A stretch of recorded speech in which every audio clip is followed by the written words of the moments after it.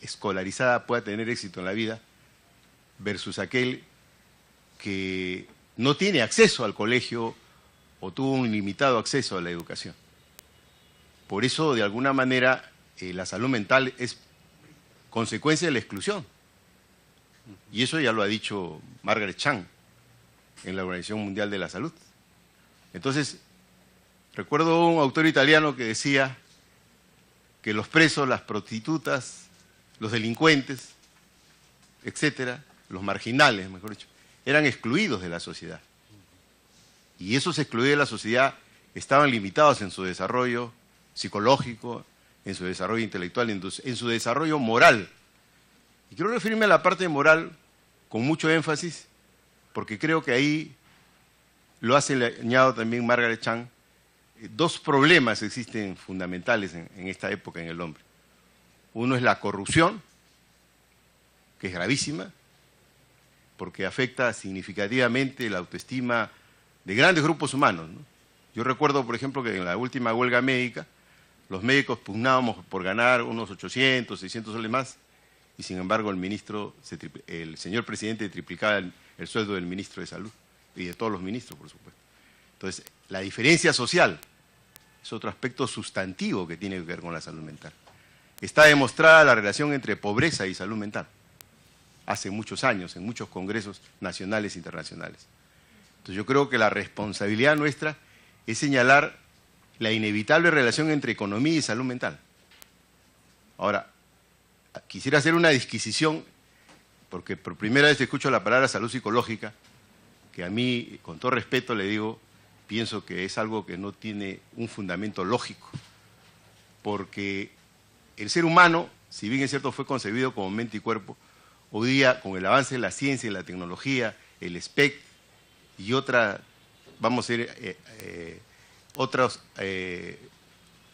desarrollos de la tecnología para ver zonas específicas del cerebro, podríamos decir muy pronto que nada que esté en la conducta del ser humano y que emerja de la mente del ser humano puede ser calificado como eminentemente psicológico o eminentemente orgánico.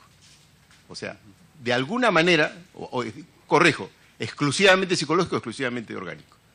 De alguna manera lo psicológico siempre tendrá, o lo conductual para ser más preciso, siempre tendrá un correlato orgánico. Mínimo, mediano, inmenso, etc. Es más, cada día vamos confirmando de que algunas enfermedades, por ejemplo, el infarto agudo de miocardio en Lima, o por ejemplo, accidente cerebrovascular previo a una hipertensión arterial, han tenido mucho que ver con la salud mental de una persona. Quizás esa persona olvidó preocuparse por su salud, se olvidó de tomar sus antihipertensivos, o por el contrario, ¿no?, descuidó su estilo de vida, todas las variables que condicionan la salud cardiovascular, por decirlo, ¿no? Y entonces se produjo un accidente cerebrovascular o un infarto del miocardio. Hoy día se habla de que el cáncer de páncreas tiene una relación con una depresión previa. En fin, podríamos extendernos en ese sentido, pero yo creo que es importante diferenciar el marco conceptual de la salud mental. Porque si no diferenciamos el marco conceptual de la salud mental, nos equivocamos, pues. No podemos decir maniqueicamente que esto es psiquiatría, esto es salud mental. Ojo. ¿Por qué? Porque yo no digo que una persona tiene una gripe, entonces entre los que sufren gripe y los que no sufren gripe, entre los que tuvieron una apendicitis y los que no tuvieron una apendicitis. Yo creo que la condición existencial del ser humano es sufrir y gozar. Ya lo dijo Freud. Somos manejados por el principio de placer y el principio de dolor. Y los conflictos son inmanentes a la condición humana. Entonces, siempre va a haber algún momento en el cual el ser humano tenga que sufrir. Indudablemente, cuando el sufrimiento sea más agudo, más intenso, más catastrófico, va a destruir más su moral, va a destruir más su salud psíquica, va a destruir más de alguna manera, por decir, su bienestar como ser humano. Y de ahí retrocedo un poco a lo que pensaba hablar, ¿no? ¿Qué es la salud mental? He revisado a Emilio Mira López, se lo sugiero, en algún momento lo puede hallar usted en internet, señora congresista.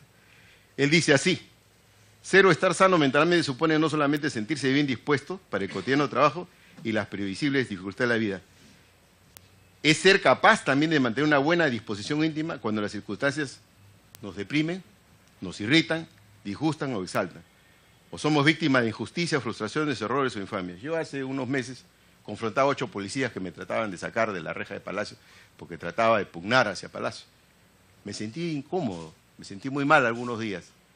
Regreso hoy día y veo un pelotón de policías y veo que mi país sufre de una gran represión. Considero que este gobierno, yo con todo respeto le digo, no ejerce la democracia, porque si no, no tendríamos por qué cerrar distancias entre la expresión popular y el gobierno o los representantes del Estado o los representantes del pueblo.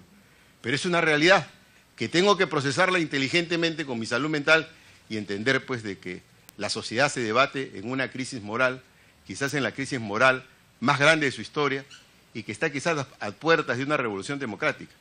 Y creo que va a suceder inevitablemente más allá de la voluntad de los seres humanos que estamos en este país. Entonces, ¿por qué puedo decir eso? Porque mi alto conocimiento cultural me permite digerir inteligentemente con mis conocimientos de sociología, mis conocimientos de dialéctica y mis conocimientos, podríamos decir, hasta cierto punto extraordinarios, de que este es un fenómeno social. O sea, y que la salud, inclusive de cada persona, va a depender de factores sociales, factores biológicos, carga genética, factores psicológicos. Pero que también tenemos que tener cuidado que hay variantes tóxicas. Hoy día se habla inclusive de la intoxicación emocional, cuando uno tiene una relación de pareja, por ejemplo, donde la pareja constantemente uno lo hostiliza, o una relación laboral donde le hacen bullying. Entonces, esa intoxicación emocional, entre comillas, yo me estoy refiriendo en un inicio a una intoxicación, por decir, con alguna sustancia endógena o exógena que produzca un cambio comportamental. Puede tratarse también de un proceso infeccioso, puede tratarse de un proceso tumoral, puede tratarse de un proceso degenerativo, concretamente el cáncer, o puede tratarse de una cosa tan elemental como, por ejemplo, la enfermedad de las 3 Ds, demencia, diarrea y dermatitis, la famosa pelagra por avitaminosis de B1, B6 y B12. Entonces, con eso quiero intentar, señora congresista, con todo respeto, que usted pudiera darse cuenta de que estamos sufriendo como sociedad un proceso pues maniqueico, donde hemos visto en algún momento de que los grupos profesionales pugnan por el poder, y en esa pugna por el poder pues pueden crearse hasta leyes ilógicas. ¿En qué sentido ilógica? Quiero señalar por un ejemplo, ¿no? El hecho de que, ¿de quién es responsabilidad el embarazo? Y me quiero referir al embarazo, porque el embarazo normal es responsabilidad de los obstetrizos bajo la supervisión médica. ¿Por qué? Porque solamente la embarazada no solamente tiene útero, no solamente tiene contracciones uterinas, no solamente hace trabajo de parto, también tiene la posibilidad de hacer una toxemia gravídica si es primigesta. Tiene la posibilidad de hacer una complicación del parto si es que es primípara. En fin, entonces, el cuidado definitivamente la sociedad le ha determinado al médico por el currícula que tiene, por el contenido de la currícula, su función y su finalidad en la sociedad, con sus diferentes disciplinas. Y cada uno de los profesionales tiene que estar en función de su currícula, porque en última instancia yo creo que es válido, inclusive Emilio Miri López, por ejemplo, ha sido psicólogo y también psiquiatra. Walter Grivino Estrada, un magnífico profesional que trabajó en El Empleado, también psicólogo y psiquiatra. ¿Por qué? Porque no podemos dejar de reconocer de que hay ciencias que son más abarcativas que otras. Y la ciencia médica quizás es la más abarcativa, sin dejar de reconocer la profundidad de repente de la psicología, de la sociología, bien encaminada y con un fundamento de investigación y con un desarrollo epistemológico. Pero yo creo que a estas alturas de las contradicciones que vive nuestra sociedad peruana, porque estamos hablando de la salud mental en el Perú, debemos tener cuidado de que los condicionantes, determinantes y desencadenantes de la ausencia de salud y por otro lado la posibilidad que se dé una salud mental son fundamentalmente sociales, psicológicos y biológicos. Si una persona es bien atendida en un parto, ese niño va a nacer sano. Si es vacunado correctamente, va a evolucionar correctamente. Si este niño no tiene accidentes en la parte formativa, educativa, o no tiene un TEC en algún momento por un accidente de transporte, etcétera, y que le deje una lesión orgánica, ese niño va a llegar adulto. Y cuando llegue adulto y hay salud ocupacional va a ser protegido si es un obrero de construcción civil o si es un trabajador público, va a tener un sueldo digno, algo que le permita vivir con cierto sentido de conformidad consigo mismo y con la sociedad en la cual vive. No sé si voy siendo explícito. O sea, de alguna manera tenemos que ver que la historia del individuo se va interactuando los factores biológicos, los factores psicológicos y los factores sociales. Entonces, cuando tenemos una persona que tiene una afectación en el sentido de que no tiene salud mental y tiene, por decir, una esquizofrenia o una psicosis maníaco-depresiva o un TOC, un trastorno obsesivo compulsivo, etc., no podemos decir que esa persona es un enfermo mental, entre comillas, y definitivamente. Eso no es correcto. Es más, no etiquetemos, no estigmaticemos. A la inversa, yo no puedo decir que una persona que goce de salud mental hoy día va a tener salud mental siempre, eso no es cierto. Porque hay momentos en los cuales la persona puede tener una crisis depresiva, puede tener una relación depresiva, por ejemplo, post-divorcio, post-separación, o la pérdida de un miembro, etcétera, o sea, condiciones de pérdida significativa, que es trascendente en la vida, y por lo tanto va a tener una situación transitoria de adaptación. Nosotros conocemos trastornos de adaptación a la adolescencia, trastornos de adaptación a la adultez, trastornos de adaptación a la adultez tardía, a la adultez temprana, trastorno de adaptación al matrimonio y ahora pues trastorno de adaptación a la separación, que hoy día pues las parejas son 5 o 4 parejas que viven en la vida de las personas. Entonces, todas estas variables, todos estos factores que se van modificando casi geométricamente, y quiero llamar en ese sentido la atención de todos ustedes, y particularmente a la señora congresista, las variables se han multiplicado geométricamente. ¿A qué me refiero? Yo, por ejemplo, cuando voy a una comisaría, ya no tengo la seguridad con quién converso, porque ese policía me va a mirar, me va a evaluar, y de acuerdo a lo que yo vaya a plantearle como problema, probablemente no me atienda adecuadamente o me sugiera en forma indirecta o directa alguna otra solución. Y yo antes de ir, yo lo sé. Igual cuando me para el policía, cuando voy manejando mi carro, me voy más allá, me voy al fiscal, y resulta que hablo con un fiscal, y de repente el fiscal displicentemente me mira, porque ese es el otro problema que tenemos en esta sociedad, donde se afecta profundamente la salud mental, que personas que tienen un cargo, que es transitorio, se rodean de una suerte de coraza inmoral, le llamaría yo, que impide que quienes necesitan de sus servicios, a quienes debe servir justamente no lo sirve. Y a veces eso lo incluye los mismos profesionales en general, que se encaraman en un puesto y de ese puesto consideran de que son personas de otro nivel y que no pueden tratar con el usuario, no pueden tratar con el paciente, no pueden tratar con aquella persona que plantea el problema. Y esto tiene que ver con la salud mental también de ese funcionario. Ya no solamente es con la salud mental de quien es atendido, porque hay funcionarios pues, que tienen una especie de sobrecompensación y su pequeña autoestima pues, la disfrazan bajo el cargo rimbombante de una jefatura de alta distinción o una alta especialización, etc. Entonces, lo habrán visto ustedes en algún momento. Entonces, yo creo que en ese sentido, eso, por ejemplo, es falta de salud mental. Por eso cuando yo digo, alguien me dice, me da un calificativo, a propósito, hay 3 elementos fundamentales en la conducta humana, que son respuestas fundamentales. Puedo seguir, ¿no? Porque si usted me dice, ya. La primera respuesta, la más frecuente de todas, es la ansiedad, o la respuesta de angustia. La segunda respuesta es, yo le llamaría la agresión, y la tercera respuesta, llamada así respuesta psicopatológica, es la depresión.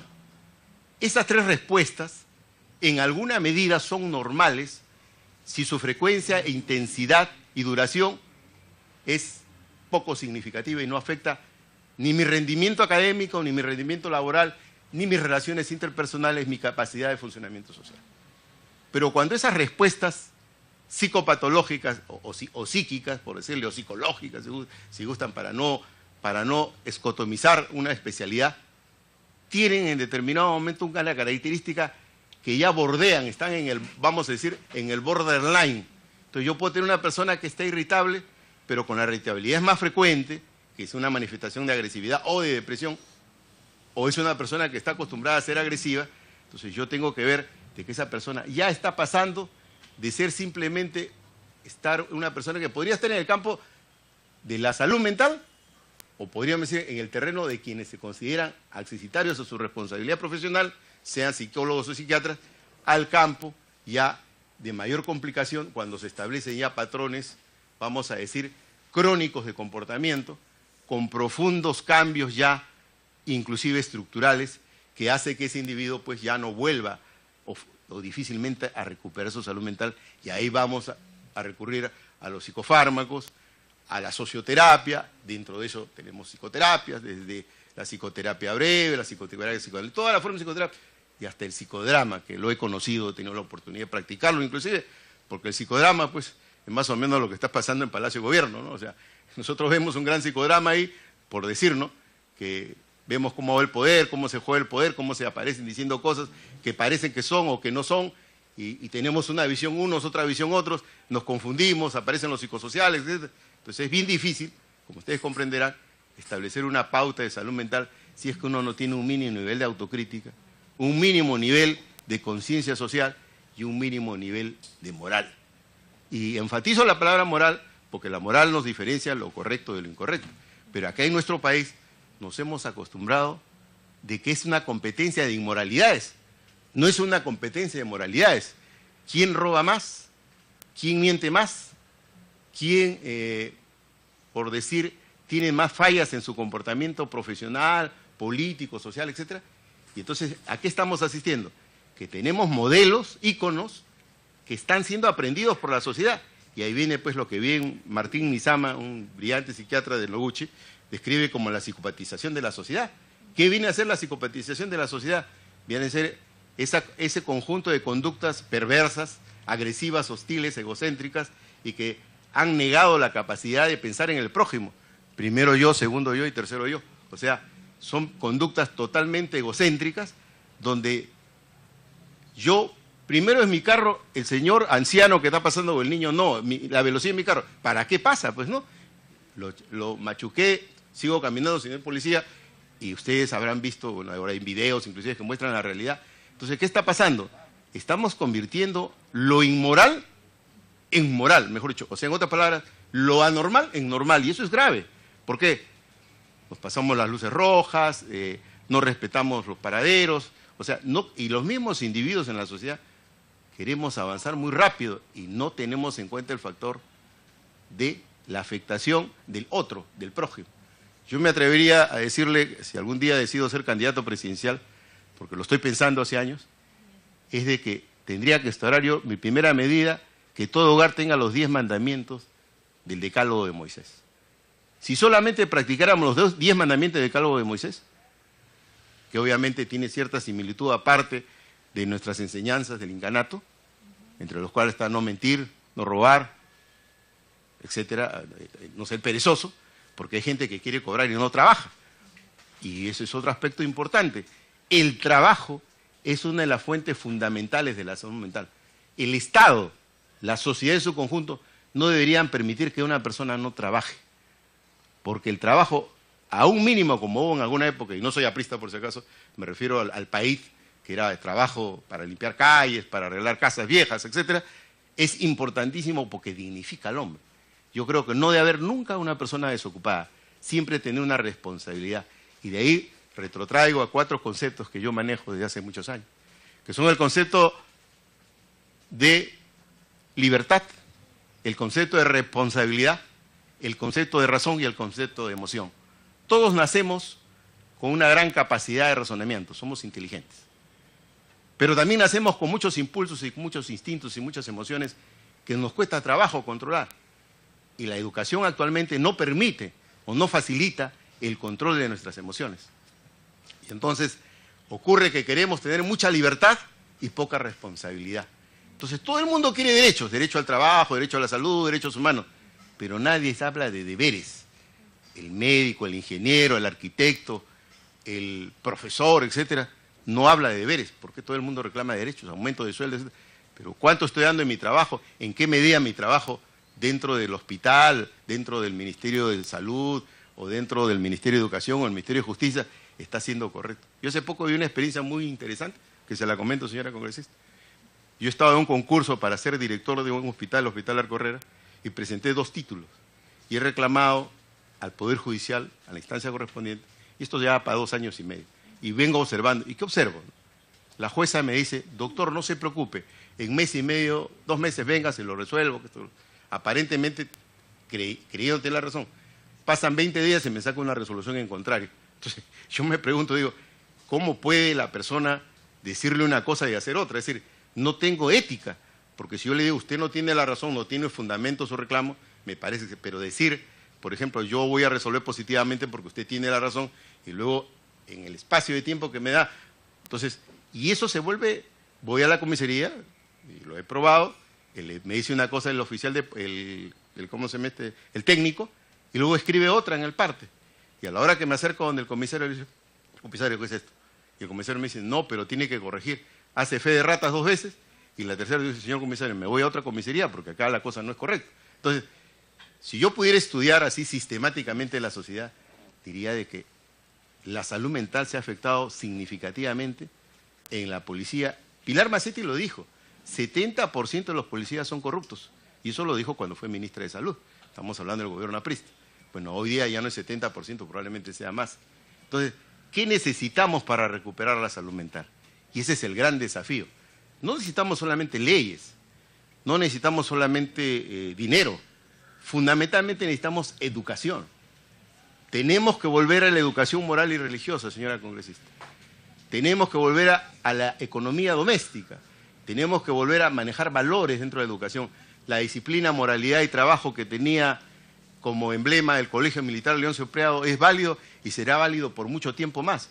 Hoy día no hay moralidad, disciplina casi está ausente. Yo entro a un colegio, he entrado a varios de esos colegios, y ya los alumnos no se paran, no saludan a la persona que entra de afuera, como si no entrara nadie. La profesora no tiene autoridad sobre los alumnos, ha perdido el protagonismo. Yo me pregunto si una profesora no tiene autoridad sobre los alumnos, ¿puede influir positiva y constructivamente sobre los alumnos? Es un poco difícil, porque yo tengo que persuadir a los alumnos que tienen que estudiar, que tienen que hacer tareas, que tienen que tener responsabilidades. Entonces, la educación es un aspecto fundamental. El otro aspecto fundamental es el trabajo. Y creo que el otro aspecto que es, vamos a decir, primario y fundamental, es la llamada educación religiosa. Yo creo que hemos perdido vínculos significativos como seres humanos. Y una característica de las religiones, cualquiera que sea, es ligar, religar, unir. Entonces tenemos intereses comunes, porque vivimos en la misma sociedad, tenemos que confrontar los mismos problemas de transporte, de salud, etcétera, educativos, etcétera. Entonces yo ahora me he enterado hace unos 2 años que existe Utah. Utah es un estado de Estados Unidos donde viven los mormones. Y me he quedado impactado por la forma en que se han organizado ellos. Entonces yo me pregunto, nosotros en esta sociedad peruana, con los problemas que vivimos, ¿qué está pasando? ¿Debemos seguir en esa situación o tenemos que modificar? Entonces, ahí viene mucho la responsabilidad de tipo profesional y particularmente, podría ser, la responsabilidad de quienes manejan las decisiones políticas. Usted, congresista. Nosotros tenemos que señalar necesariamente que tiene que haber una reforma educativa, que tiene que haber una reforma de salud también, por supuesto. Tiene que haber, pero una reforma de salud que no esté orientada a la compra y venta de servicios, sino que esté orientada a la calidad de la atención, que esté orientada a buscar un equilibrio entre el servidor, la institución y el cliente o el paciente dolido que va a hacer uso del servicio. Entonces, este distinguido profesor Emilio Miri López, de origen cubano, él en algún momento estuvo en España, porque sus padres lo llevaron por allá, posteriormente estuvo en Guatemala, y entonces mire lo que dice, qué plantea esto, y es importante, dice, ¿qué es salud mental? Entonces dice, ser o estar mentalmente sano no supone solamente estar bien dispuesto para el trabajo cotidiano y para las dificultades previsibles. O sea, si yo quiero tener salud mental, tengo que tener lo que se llama resiliencia. Si yo no he aprendido a tener resiliencia, no voy a... Entonces, ¿quién me desarrolla la resiliencia? ¿Quién me posibilita entender que las crisis son partes de mi vida? La educación, no hay otra forma. Ser capaz de tener una disposición para deprimirme, para irritarme y hasta para exaltarme. En algún momento, de repente en esta exposición, me puede haber exaltado, señora congresista. Puede ser. Ser o estar mentalmente supone poder vivir en paz consigo mismo y quienes nos rodean. Si usted me da la oportunidad que me está dando hoy día, tengo que expresarme con sinceridad y con transparencia. Haría mal en tratar de quedar, como se dice, aparentemente bien, diciendo 4 o 5 cosas que pudieran ser muy agradables. Disfrutando normalmente de las incidencias de la vida social, como es en este caso, ¿no? Este es un aspecto de la sociedad, sin transponer las normas vigentes del pensar, del sentir o hacer, sin por ello recluirnos, aferrarnos convulsivamente, ni al egoísmo, ni al estoicismo. ¿Quién está mentalmente sano? Aquel que vive y ayuda a vivir. Usted recordará, antiguamente había beneficencia pública. Había gente con dinero que se desprendía de su dinero para ayudar al prójimo. La Sociedad de Beneficencia Pública justamente fue la que generó Larco Herrera, heredó Larco Herrera a raíz de un señor de ascendencia italiana que donó los terrenos para que se construyera ahí el Hospital Larco Herrera. Ya eso se ha perdido, ¿no? También saber distraerse y gozar con las soluciones y los progresos de la evolución humana. Por ejemplo, ¿cómo no gozar hoy día del Internet? ¿Cómo no gozar de WhatsApp, etcétera? O sea, situaciones que son sumamente importantes, ¿no? Y por otro lado, también uno tiene que en algún momento sufrir embates externos e internos, son parte de la vida.